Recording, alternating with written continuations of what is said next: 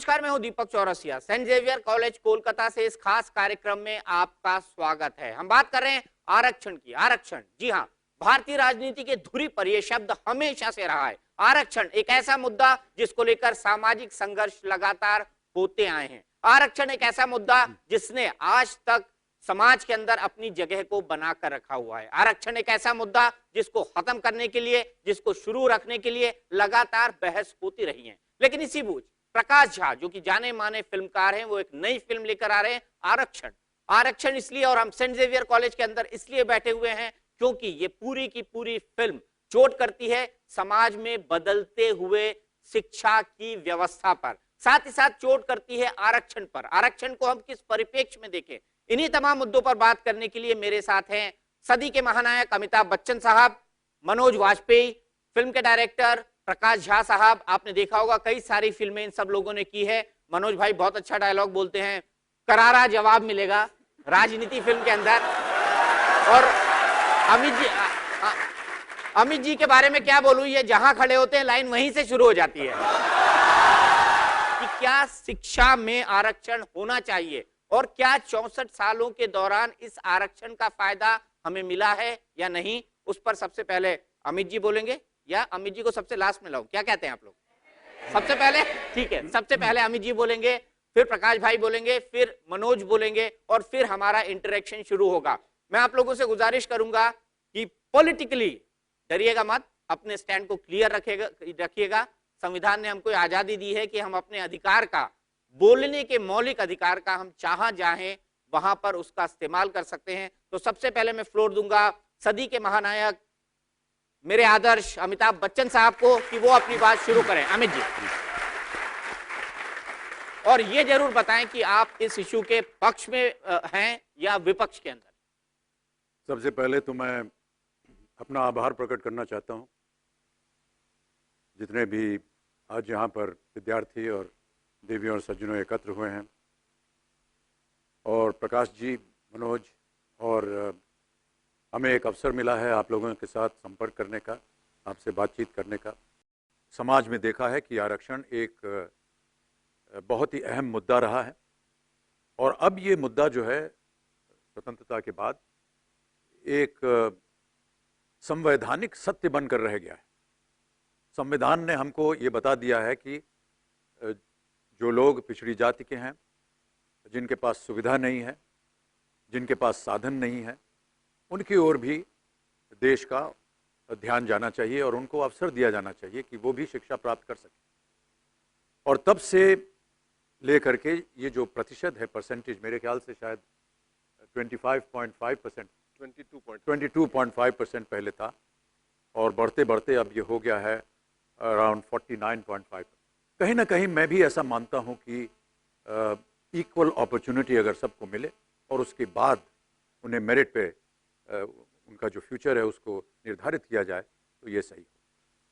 मैं व्यक्तिगत तौर पे ये कहना चाहता हूं कि मैंने कभी भी कास्ट सिस्टम को बिलीव नहीं किया और ना ही मैं उसमें मानता हूं, और मैं ऐसा मानता हूं कि मैं सबसे बड़ा उदाहरण हूं इस सिस्टम का। मैं और भी कहता हूं कि बाबूजी उत्तर प्रदेश से थे, उन्होंने ब्याह किया एक सिखनी के साथ, मैंने ब्याह किया एक बंगाली के साथ। आप लोगों का मैं जमाई बाबू हूं।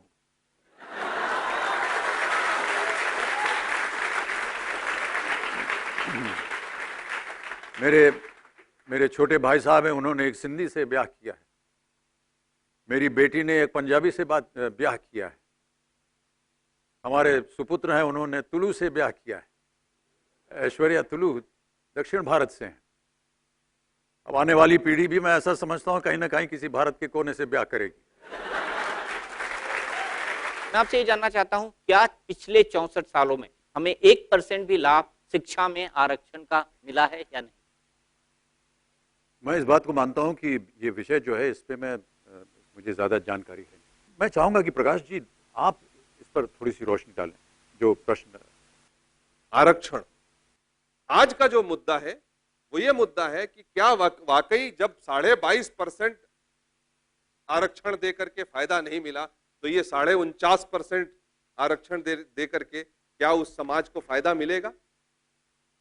कि पिछले 25-30 वर्षों में इतना ज्यादा व्यवसायीकरण हुआ, क्यों हुआ?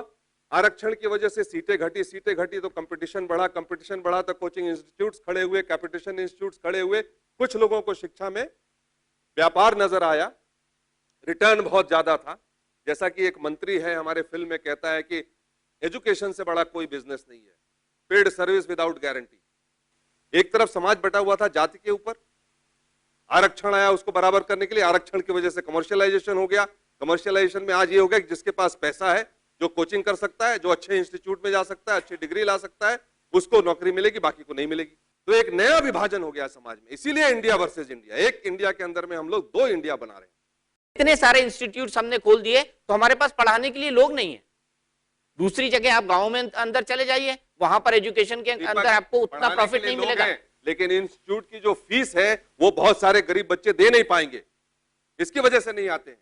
और दूसरी बात ये भी हुई है कि जितने भी कोचिंग इंस्टीट्यूट्स बने हैं, क्योंकि उनके पास धन ज़्यादा है, वो जितने अच्छे शिक्षक हैं अच्छे अच्छे इंस्टीट्यूशंस में, उनको अच्छी अच्छी सैलरीज दे करके लुभा लेते हैं कोचिंग इंस्टीट्यूट में काम करने। तो जितने भी बड़े इंस्टीट्यूट्स हैं, वहाँ से जो टीचर्स हैं वो वहाँ पर नहीं जा पा रहे हैं, क्योंकि वहाँ के जितने अच्छे लोग हैं वो सब कोचिंग इंस्टीट्यूट में चले। बिल्कुल। और मैं आपको, अमित जी ने इतनी बड़ी बात बोली, हाल ही में मुझे मौका मिला है, मैं उस इंस्टीट्यूट का नाम तो नहीं लूंगा, लेकिन दिल्ली में मुझे जाकर देखने को मौका मिला 7 स्टार स्कूल। अगर आप 50 से 55 हजार रुपए महीना एक बच्चे के नर्सरी की फीस के लिए देंगे, जिसमें कैपिटेशन और बाकी सब चीजें शामिल हो, तो आप सोच सकते हैं कि शिक्षा के व्यवसायीकरण को आप किस स्तर तक ले जा रहे हैं। इतने पैसे में तो गांव में, प्रकाश जी जानते हैं, 10 फैमिली के खर्चे चल जाए कम से कम। मनोज जी, मैं आपसे जानना चाहूंगा, आरक्षण की काट क्या यही है कि शिक्षा को और महंगा और महंगा और महंगा और कॉम्पिटिटिव कर दिया जाए? इन्होंने ये रूल देके मुझे बर्बाद कर दिया है। तो यहां पर करारा जवाब मिलेगा।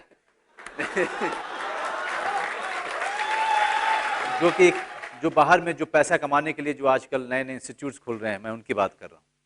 जो कोचिंग इंस्टीट्यूट्स जिस तरीके से बाहर पनप रहे हैं, जिनका पूरा का पूरा मकसद, जिनकी पूरी नीयत शिक्षा बांटने की नहीं है, पैसा कमाने की है। जो कहीं ना कहीं ये सोचते हैं कि अगर इंजीनियर पैसा कमाएगा, डॉक्टर पैसा कमाएगा, एक व्यापारी पैसा कमाएगा, तो जो शिक्षा दे रहा है वो पैसा क्यों नहीं कमाएगा।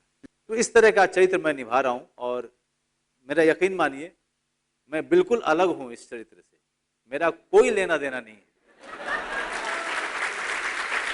लेकिन मेरा एक सवाल रहा है, हमेशा मैं सोचता रहता हूँ कि जहाँ पर 4 किलोमीटर चलकर पानी लेने जाना पड़ता हो, उस हिंदुस्तान में आरक्षण अगर आपने दिया तो फिर क्या दिया? सबसे पहले तो पानी की व्यवस्था करो, सबसे पहले तो स्कूल पहुंचाओ, सबसे पहले तो विद्यार्थियों को स्कूल में डालो, उसको वहां तक पहुंचाओ ताकि वो आरक्षण का फायदा उठा सके। लाखों करोड़ों लोग हैं, आदिवासी जातियां हैं जो जंगलों के बीच में रहती हैं, जिनको मुख्य धारा से जोड़ने की जरूरत है। मनोज ने जो बात कही कि इंफ्रास्ट्रक्चर मुहैया कराया जाए, सवाल यह है कि इंफ्रास्ट्रक्चर बन रहा है, स्कूलों भी बन रहे हैं, लेकिन क्या गांव में वाकई इसका फायदा मिल रहा है? मैं अपनी बात आगे बढ़ाऊं, पैनलिस्ट की राय लूं, इससे पहले मैं चलूंगा ऑडियंस की तरफ। हमने कुछ सवाल लिए थे, उसमें कुछ सिलेक्टेड सवाल मैं आपको दे रहा हूं। आप अपना नाम बता सकते हैं, नाम बताने के साथ आप ये कह सकते हैं कि ये सवाल आप किसको एड्रेस कर रहे हैं, ताकि हमारे बहस का दायरा बढ़ जाए। Okay, so my question is Amitabh sir के लिए है। तो मैं ये पूछना चाहूँगी कि like in India the caste system needs to be abolished, पर ये जो रिजर्वेशन का सिस्टम है वो और भी ज़्यादा कास्ट सिस्टम को प्रोमिनेंट कर रहा है। तो आपका क्या ओपिनियन है इसके बारे में? Don't you think that the reservation system should be abolished because of this?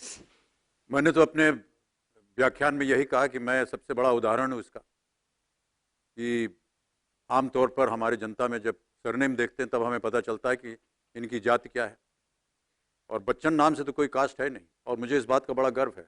और मैं तो चाहूँगा कि बहुत सारे बच्चन हों, ताकि ये जो, जी अभिषेक से बात कर रहा हूँ मैं।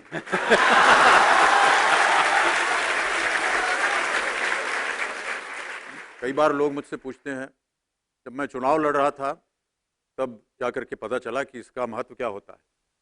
बहुत से लोगों ने कहा कि साहब ये जाति के लोग हैं, इनको आप जाकर के संबोधित कीजिए। मैंने कहा मुझे समझ में नहीं आ रहा। साहब ऐसा ही होता है यहाँ पर, फिर अभी हाल ही में देश का सेंसस हुआ और जितने भी अधिकारी थे सरकार की तरफ से वो घर आए और उन्होंने कहा कि सर एक कॉलम है यहाँ पर जाति, what is your caste, please write it. तो मैंने वहाँ इंडियन लिख दिया।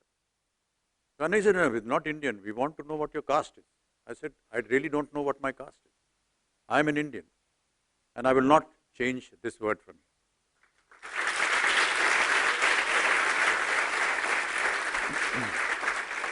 काश कई सारे बच्चन हो, लेकिन एक गुस्ताखी करके कहना चाहूंगा कि अमिताभ बच्चन सिर्फ और सिर्फ एक ही हो।